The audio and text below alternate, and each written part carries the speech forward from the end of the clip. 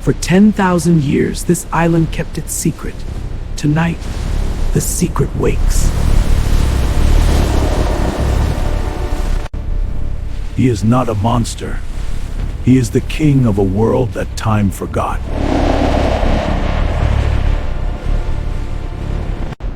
Deep beneath the stone, something ancient has been waiting. Patient, hungry, unstoppable. Two apex predators. Two forces of nature. One island too small for both. Kong ruled every corner of this world. Until today, nothing had dared challenge that. It didn't hide, it didn't sneak. It announced itself like a plague, and the jungle died around it. Kong had heard every creature on this island. But this sound... The scorpion on the hour. He roared not from anger. He roared because this island was his, and he needed the intruder to know it. And the answer came back, not in words, but in the sound of claws that could crush stone. Every creature on the island knew something was coming, something the island had never seen before. The king did not run from the threat. He walked toward it, because that is what kings do. The earth itself opened for the scorpion. For one breathless moment, they simply stared at each other across the valley of the world. Kong was not just powerful, he was intelligent. And intelligence told him this creature before the battle began. The scorpion, the battle had already begun.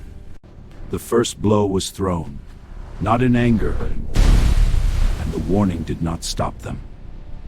Night only made them more dangerous. This was the ritual of the mountain gorilla, a declaration older than language. I am here. I am ready. And there it was. The moment the island had feared for 10,000 years. Two gods at Neslash. He felt pain. Raw strength against armored evolution. And in this moment, one drop could kill a whale, and Kong had just barely survived a river of it. He brought the fight to the scorpion's own body. The scorpion knew how to use its weight as a weapon. The claw that could crush volcanic rock had its grip on the king. A skull built millions of years. Cracked. Kong pressed his advantage, and the jungle paid the price. The scorpion had vanished, and Kong had made the fatal mistake of thinking he was safe. For the first time in 1,000 years, the king fell. Pain did not break Kong. Pain reminded Kong of what he was capable of. The scorpion was not just powerful, it was calculating. And it had just calculated Kong's next move. The deadliest weapon on the island had just been broken, and the scorpion felt something it never felt: vulnerability. And you don't weaken it, you unleash it. They disappeared into the earth, and the island above was silent. And in fury, they were perfectly matched. No more retreating. Only one question remained. Who would still be standing? When Kong ran, the earth ran with him. Neither gave ground, neither would. One claw gone, the scorpion was half the weapon it had been, but half was still enough to kill. They fight to erase everything in front of them. This was not just combat. This was Kong telling the world who he was. The island itself had become a weapon, and neither creature cared. Even the scorpion had its limits. Even the armor of 10,000 years could burn. And yet it had just landed the hardest blow of the fight. A king does not stay down, not while there is still a battle to win.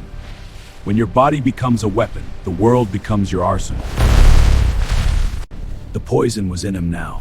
Time was no longer just the scorpion's enemy. He chose fire over poison, because even the worst pain was better than a slow death. The predator had become the prey, and Kong showed no mercy in the hunt.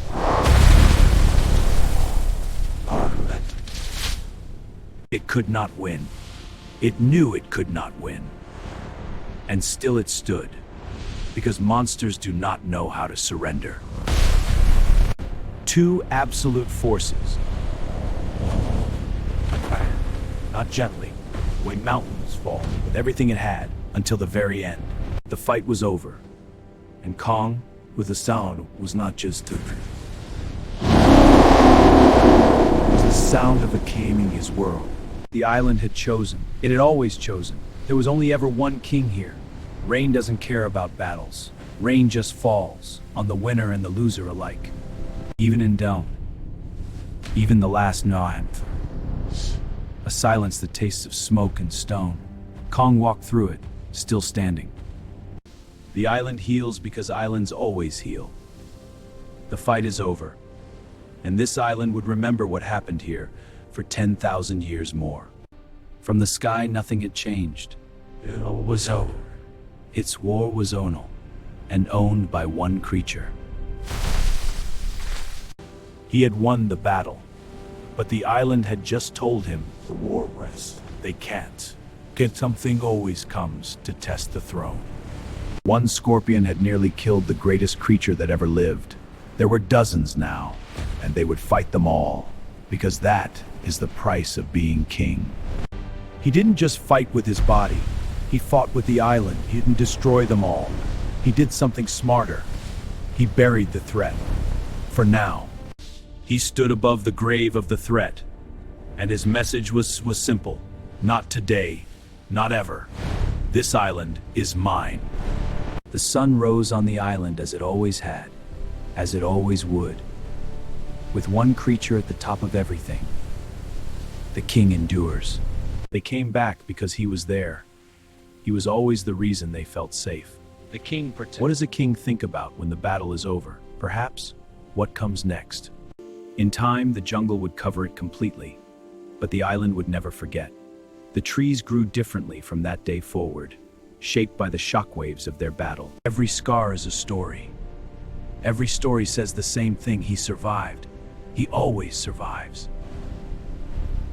But now that the fighting was stopped, the island was still his, and it always would be. If this battle shook the earth for you, hit like, share with every warrior you know, and subscribe, because the next battle will be even bigger.